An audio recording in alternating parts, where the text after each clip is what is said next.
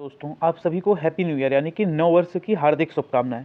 2023 एक ऐसा साल था जिसमें भारत ने अनेकों नए कीर्तिमान स्थापित किए और 24 में हमने जो कीर्तिमान बनाए हैं उनको स्वयं तोड़ करके और एक कदम बढ़ाएंगे जिससे दुनिया हमारी शक्तियों का आभास करेगी। 2023 कहीं ना कहीं एक ऐसा साल रहा जो पूरे भारत के लिए एक ऐतिहासिक साल रहा। वह भारत जिसने कभी चंद्रयान के कोई ऐसी मिशन के बारे में सोचा नहीं था, वह भारत जो एक दो मेडल पा करके भी एशियन गेम्स में खुश होता था, वह भारत जो 1990 से पहले एशियन गेम्स में पाकिस्तान से पीछे था, वह भारत जिसने कभी कल्पना भी नहीं की होगी आज़ादी के समय कि हमें G20 लेवल यानी दुनिया के 20 सबसे बड़े देशों में शामिल किया जाएगा और उनका हम आयोजन करेंगे।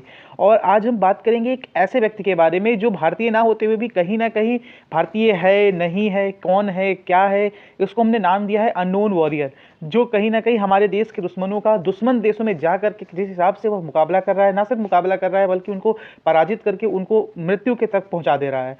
ऐसे ही एक अननोन वॉरियर का नाम भी यह साल रहा।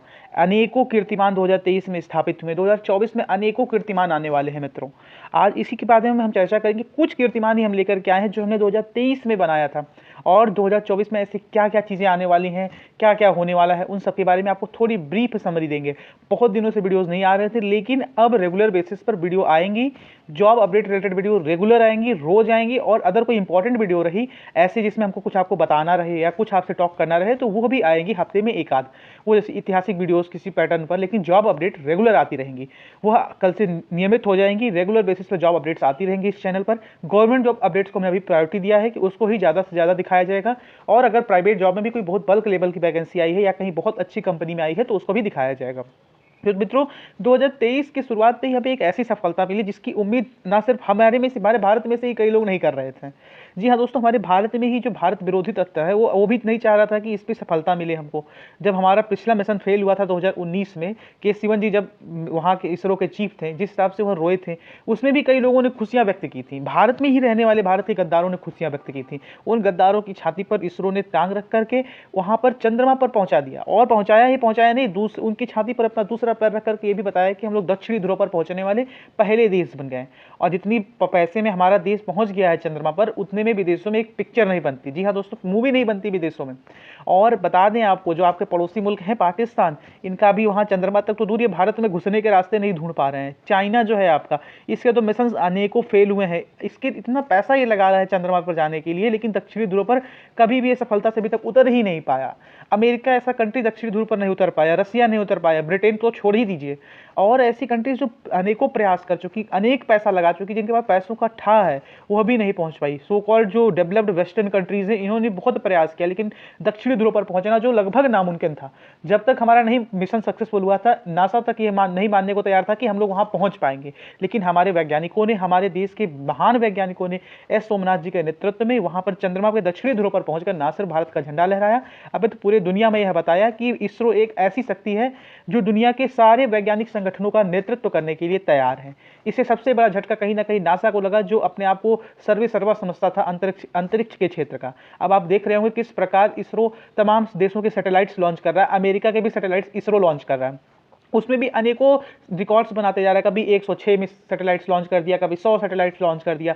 इसके साथ ही यह तो अंतरिक्ष मिशन रहा, लेकिन जो भारत की नेवी को इसरो ने दिया वह सब आप रेगुलर बेसिस पर देख रहे होंगे। INS इम्फाल से लेकर के तमाम तरह के नए नए चीज़ें दिया जा रहा है।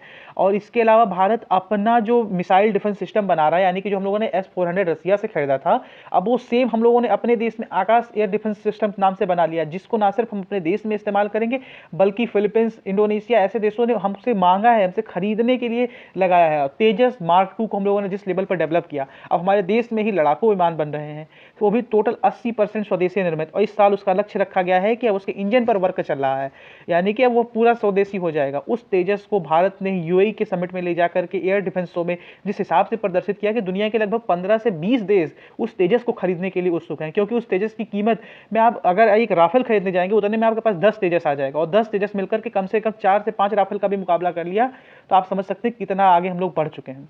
राफेल लेवल एक विमान बन रहा है हमारे देश में, 5th जनरेशन के विमान पर काम चल रहे हैं, अनेकों मिसाइल डिफेंस सिस्टम बन रहे हैं। यह सब एक सुदृढ़ सोच का नतीजा है मित्रों। इसके साथ ही साथ इस साल भारत के खेल क्षेत्रों में, अब कुछ लोग यहाँ पर आएंगे क्रिकेट का रोना रोएंगे, अरे यार क्रिकेट का रोना तुम रो, क्रिकेट ने तुमको विगत वर्षों में दिया ही क्या है?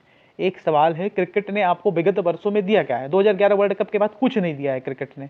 आईपीएल क्रिकेटर्स पैसा कमाने की मशीन हो गए हैं, उनके में ना एथिक्स बचा है ना मॉरल्स बचा है। हाल फिलहाल की एक ट्रेड आप देखिए, आईपीएल में ट्रेड अभी हुआ है गुजरात जायंट्स या गुजरात टाइटंस और मुंबई इंडियंस के बीच में। किस प्रकार से जिस व्यक्ति को गुजरात टाइटंस ने कैप्टन बनाया, वह अपनी टीम के साथ धोखा करके सिर्फ पैसे के लिए दूसरी टीम में भाग गया। इसी प्रकार आप देखिए अनेकों एग्जाम्पल्स आप देखेंगे, वर्ल्ड कप में लोग चोटिल होकर के बाहर हो जाएंगे और आकर के आईपीएल खेलने के लिए पर मैच फीस के लिए कूद पड़ेंगे।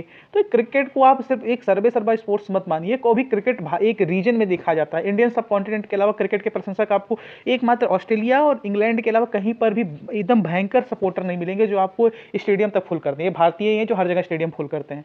और इसी साल हम लोगों ने खेल के क्षेत्र में एक ऐतिहासिक प्रगति की और 100 मेडल एशियन गेम्स में पहली बार जीता। और जिनको हल्का सा भी हिस्ट्री पता हो एशियन गेम्स की, तो 1919 तक यानी कि 1990 1990s तक हम लोग पाकिस्तान से एशियन गेम्स मेडल्स में पीछे रहते थे, लेकिन उसके बाद हमारे एशियन गेम्स ने बूम किया। पाकिस्तान कहाँ चला गया, भगवान मालिक। अभी आज के पेपर में एक खबर आया है कि 16 सालों तक पाकिस्तान ओलंपिक एसोसिएशन के अध्यक्ष रहे, पता नहीं क्या नाम था उनका, उन्होंने इस्तीफा दिया। भैया 16 साल से वहाँ एक व्यक्ति जो आर्मी का जनरल था वो पाकिस्तान ओलंपिक एसोसिएशन का अध्यक्ष था। तो वहाँ पर आप सोच सकते हैं किस लेवल पर लोग खेल पर ध्यान दे रहे हैं। हमारे नीरज चोपड़ा जी की एक तो बात निश्चित हो गई है कि ये जिस खेल में जाएंगे वहाँ पर इनका मेडल पक्का है, लेकिन इनको चुनौती किशोर जैना ने बहुत ऐतिहासिक रूप से दी थी। एक समय तो वह लीड कर गए थे। इसके अलावा Parul Chaudhary ji, Indian shooting team, Indian kabaddi team, Indian महिला क्रिकेट टीम ने भी गोल्ड मेडल जीता, इंडियन पुरुष क्रिकेट टीम ने भी गोल्ड मेडल जीता। लोग कहेंगे नेपाल और इनको हरा हरा का जीता, हाँ ठीक है, लेकिन जीता तो चलो ठीक है, जीत लिया।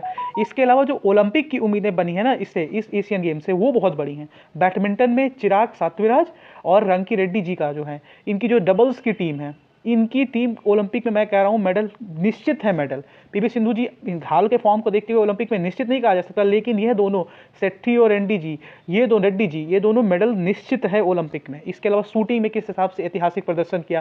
तीरंदाजी में लोग कहते थे कोरिया से हम लोग जीत ही नहीं पाएंगे, कोरिया को हरा हरा करके सबसे ज्यादा मेडल जीता। चाइना को चाइना में हराया, किस हिसाब से चीटिंग की गई थी बॉक्सिंग्स में, जिन्होंने फॉलो किया हो एशियन गेम्स, किस हिसाब से चीटिंग किया गया था। चाइना के 5 जज उन्हीं की तरफ फैसले दे रहे थे, फिर भी हमारे लोगों ने 100 से अधिक मेडल्स जीते। और यह नित्य अब बढ़ता ही रहेगा। आने वाली एशियन गेम्स में देखिएगा 120, फिर 150, फिर हम लोग भी 200 पार हो जाएंगे। ऐसे ही और G20 का समिट हुआ। जी हाँ दोस्तों, G20 ग्लोबल 20 देशों का जो समूह है, इसका हमारे यहाँ पर इसको सम्मेलन का आयोजित किया गया। पूरे देश में इसके अलग अलग आयोजन किए गए। इसमें आप देख सकते होंगे किस प्रकार प्रधानमंत्री नरेंद्र मोदी के नेतृत्व में दुनिया हमारे पीछे खड़ी रही। दुनिया ने हमको फॉलो करना स्टार्ट किया। दुनिया को हम लोग यहाँ मनाने में सफल हुए कि हाँ, हम भी दुनिया का नेतृत्व कर सकते हैं। इसमें भारत की सबसे बड़ी कामयाबी यह थी कि जो जैसे यूरोपीय यूनियन है, तो यह तो इसका मेंबर है इसका G20 का, लेकिन यह जो वेस्टर्न कंट्रीज हैं ये नहीं चाहती कि अफ्रीका ऐसे देश भी इसमें शामिल हो। लेकिन अफ्रीका यूनियन को भारत ने अपनी अध्यक्षता में G20 का मेंबर बना करके एक उनको वो सिर्फ ना उस, आप अगर वो वीडियो देखेंगे किस प्रकार अफ्रीकन यूनियन के प्रेसिडेंट मोदी जी से गले मिल रहे हैं, वो भावुक हो गए। वो उनके लिए बहुत बड़ा क्षण था। अफ्रीका अब हमारे देश को ऑफर कर रहा है कि उनके यहाँ जो बेसिकली वो लोग खान संपन्न है, उनके यहाँ पर बहुत सारी चीजें हैं, तांबा से लेकर के सोना तक सब कुछ है उनके पास, लेकिन उनका उत्खनन दूसरे देश करते हैं, वेस्टर्न कंट्रीज करती हैं। चाइना तो किस हिसाब से उत्खनन करता है उसके ऊपर टिप्पणी करना भी उचित नहीं है, लेकिन भारत को उन लोगों ने निमंत्रण देना स्टार्ट किया कि आप लोग आइए, हमारे गोल्ड माइंस को लीजिए, हमारा उत्खनन करिए। और हमारे, क्योंकि उन्हें पता है ना कि भारत जहां पर भी जाता है अपने लोगों के साथ जो हमारे साथ काम करेगा उनको हम लोग सुखी बनाना चाहते हैं, उनको संपन्न बनाना चाहते हैं। हमने अपने दुश्मनों की मदद की है, तो जो दोस्त रहेगा उसकी तो मदद करेंगे ही। किस प्रकार तुर्की को ऑपरेशन दोस्त चला करके हम लोगों ने मदद की, उसके बाद तुर्की ने क्या किया वो सेकेंडरी चीज है, लेकिन वहां की जनता के मन में यह बात जरूर होगी कि किस प्रकार भारतीयों ने मदद किया था।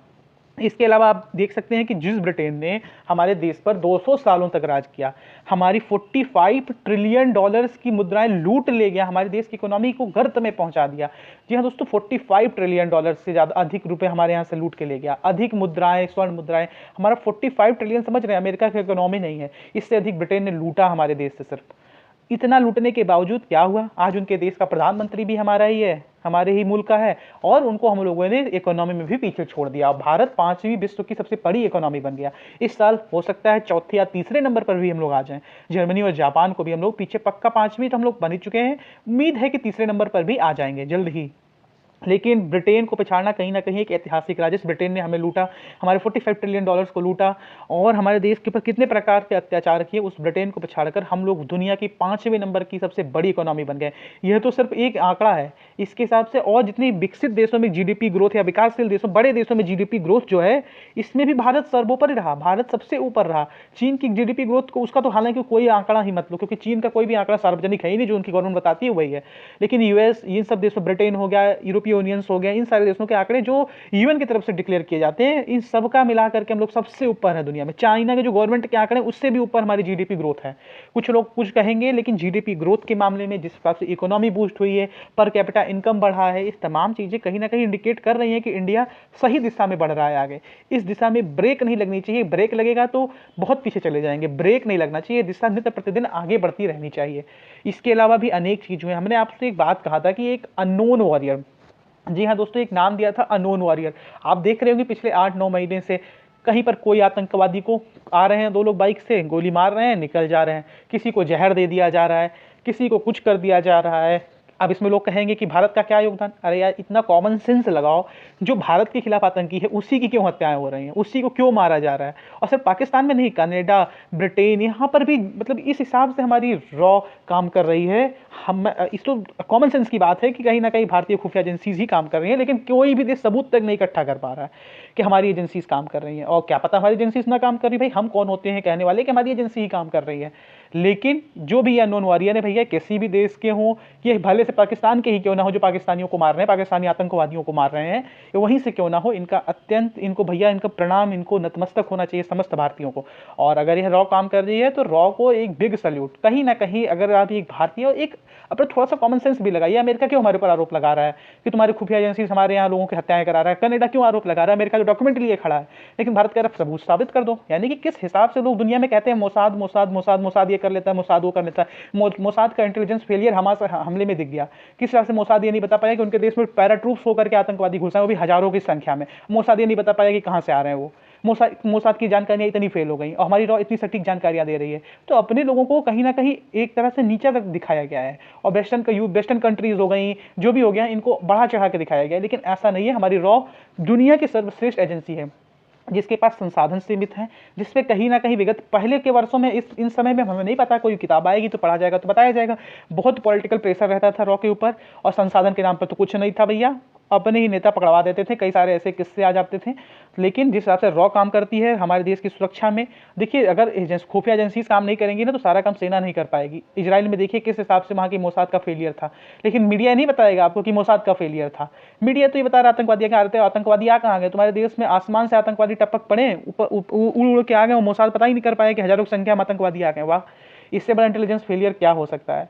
हमारे जवानों ने इस साल अनेकों मुकाम हासिल किए, किस प्रकार दृढ़ता से हमारे देश की सुरक्षा की। इन नापाक इरादों से ग्रसित पाकिस्तान, जिसने अभी हाल फिलहाल में ही राजौरी के सेक्टर में हमला किया, आतंकवादी हमला था, पाकिस्तान का हमला नहीं था, लेकिन सबको पता है कि आतंकवादी कहाँ गए होते हैं। हमारे सैनिक, 4 सैनिकों की शहीदी हो गई, लेकिन जिस हिसाब से सैनिक हमारा वहाँ पर मोर्चा संभाले हुए थे और जिस हिसाब से उन्होंने आतंकवादियों को मुंह तोड़ जवाब दिया, वह एकदम श्रेष्ठतम उदाहरण है कि हमारी आर्मी, हमारी नेवी, हमारी एयरफोर्स, हमारी रॉ, यह और हमारा इसरो, यह जो 5 हमारे अस्त्र हैं ना, ये दुनिया को परास्त करने की क्षमता रखते हैं। डीआरडीओ को भी ऐड कर लेना चाहिए इसमें, क्योंकि डीआरडीओ जिस लेवल पर आर्मी के रिलेटेड काम कर रहा है, यानी कि जैसे मिसाइल सिस्टम हो गया, रॉकेट सिस्टम्स हो गए, इन सबको डेवलप कर रहा है, डीआरडीओ को भी बिग सैल्यूट। यानी कि ये जो हमारे 6 सिक्सर्स हैं, जिन्होंने दुनिया में इतने छक्के लगाए हैं और इतने छक्के लगाते रहेंगे कि दुनिया हतप्रभ हो जाएगी। जी हाँ दोस्तों, 6 लोगों का नाम आप लोग याद रखिएगा, unknown warrior, army, navy, air force, ISRO, DRDO. ये 6 नाम याद रखिएगा। आपको नहीं याद रखना किसी गवर्नमेंट का नाम, नहीं याद रखना किसी का नाम, ये 6 नाम को जरूर याद रखिएगा। और कहीं पर भी दुनिया में आपको कहीं पर भी रिप्रेजेंट करने को मौका मिले तो इन सबको सर्वश्रेष्ठ बताइएगा और एग्जाम्पल्स के साथ बताइएगा। ये देखिए, हम आपको बताने वाले हैं कि नित्य प्रतिदिन इस चैनल पर आने क्या वाला है। तो देखो भैया, गवर्नमेंट जॉब अपडेट्स जो हैं वो रेगुलर आने वाली हैं कल से रेगुलर आने वाली है। अब ये वो नहीं है कि हम कह दे रहे हैं बस, कल से देखिएगा, कल से रेगुलर गवर्नमेंट जॉब अपडेट आएंगी। ये पॉसिबिलिटी है, 99% है, 1% इधर उधर हो सकता है, लेकिन अब रेगुलर बेसिस पर गवर्नमेंट जॉब अपडेट्स आएंगी, दोनों चैनल्स पर आएंगी, उस नेट जॉब वाला पर भी, श्रीनेत्र जॉब वाला पर भी आएगी, उसको भी आप इसी चैनल के आप नीचे स्लाइड करके जाएंगे तो वहाँ पर आपको दिख जाएगा कि श्रीनेत्र जॉब वाला का भी आपको वहीं पर दिख जाएगा, वहाँ से जाकर के उसको भी सब्सक्राइब कर लीजिएगा। और इस चैनल श्रीनेत्र जॉब वाला पर प्राइवेट जॉब अपडेट्स भी आएंगी, जो शॉर्ट्स में रहेंगे, छोटे छोटे रहेंगे, दो या 3 मिनट में उनको डिस्क्राइब कर दिया गया रहेगा। लेकिन जो गवर्नमेंट जॉब अपडेट रहेंगी ये आपको मेजॉरिटी के रूप में यहीं पर दिखाई देंगी, श्रीनेत्र एजुकेशन वाला पर, और यहाँ पर भी रहेगी। लेकिन जिसको इंटर्नशिप, प्राइवेट जॉब्स कुछ भी चाहिए वो श्रीनेत्र जॉब वाला पर जा सकता है। आपको उम्मीद है कि आपको कहीं ना कहीं एक ऐसा साल व्यतीत आपने किया होगा जो आपको कुछ ना कुछ दे करके गया होगा, और आपके भविष्य के लिए आपको हार्दिक शुभकामनाएं कि आपका भविष्य उज्जवल हो, इस साल आपके सारे स्वप्न पूरे हों। जो गवर्नमेंट जॉब की तैयारी कर रहा है उसको गवर्नमेंट जॉब मिले, जो प्राइवेट की तैयारी कर रहा है प्राइवेट जॉब मिले उसको, जो कहीं इंटर्नशिप कर रहा है उसको उसका लाभ मिले, जो कहीं किसी इंट्रेंस एग्जाम की यानी कि कॉलेज में इंट्रेंस एग्जाम की तैयारी कर रहा है उसको उसमें सफलता मिले, और आप अपने सपनों को पूरा करें। जय हिंद, जय भारत, भारत माता की जय। हंसते रहिए, मुस्कुराते रहिए, देखते रहिए श्रीनेत्र एजुकेशन वाला।